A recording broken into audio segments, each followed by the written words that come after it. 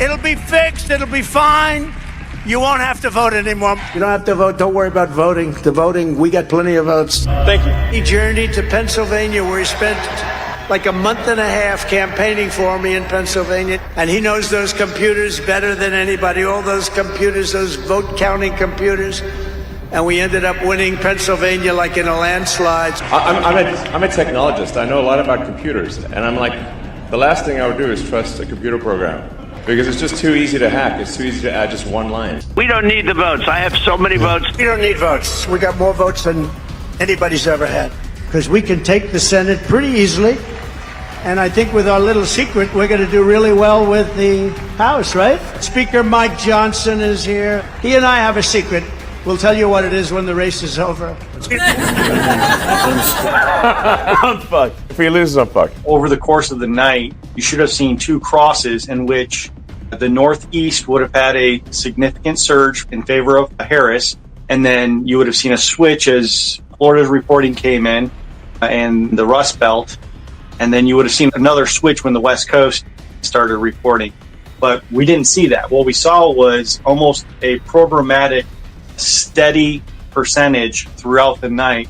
Mike Lindell said Trump was the most confidently calm I had ever seen him. Trump was not worried at all. Our little secret is having a big impact. Apparently, Elon created an app and he knew who won 4 hours before the results. I think it's done. You think it's done? Yeah. It's 10:52. Obama told us we're going to have to wait a month or something. I don't need any votes. We got all the votes we need. I don't need votes. How long do you think my prison sentence is going to be? Do you think? Will I see my children? I don't know. A legal case questioning the accuracy of the 2024 elections is moving forward. Smart Legislation, the action arm of Smart Elections, a nonpartisan watchdog group, filed a lawsuit for voting discrepancies in Rockland County, New York. Judge Rachel Tanguay of the New York Supreme Court ruled in open court in May that the allegations were serious enough for discovery to proceed. Newsweek has contacted Smart Elections for comment via email. The lawsuit could renew debate about the 2024 election, though it won't change the outcome since Congress has certified the results declaring President Donald Trump the winner.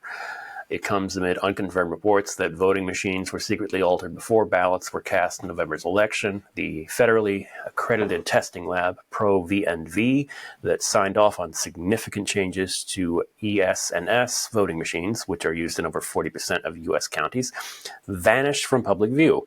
After the election, according to the Dissent in Bloom Substack, Jack Cobb, the director of ProVNV, told Newsweek via email that the changes approved by the lab relate to ballot boxes, ballot bins, changing printers to newer models, adding mounting brackets, and moving the location of files. There really is no change of any significance, he said.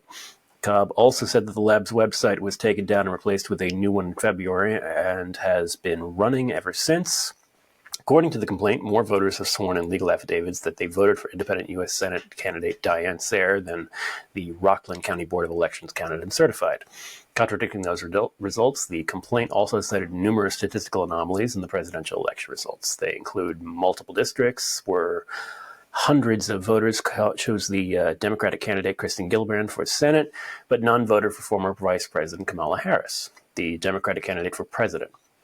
Max Bonamente, a professor of physics and astronomy at the University of Alabama in Huntsville and the author of the Statistics and Analysis of Scientific Data, said in a paper that the 2024 presidential election results were statistically highly unlikely in 4 of the 5 towns in Rockland County when compared to 2020 results. Can I believe that no one voted for Kamala Harris in these counties? No, that's far-fetched. Can I believe that very few people voted for Kamala Harris in these elections? Probably. At first when I saw this story, I wasn't sure about it. It sounded like another Russiagate attempt to relitigate the 2024 election, but this seems like a serious issue. Obviously, 2024 was not 2020, but nobody voting for the front-runner Democratic candidate for president in an entire county. You've got some voting machines that have been altered. There's definitely something here. How much is there? I don't really know. Overall, the over-reliance we have right now on technology is becoming a lot more worrying than it should be.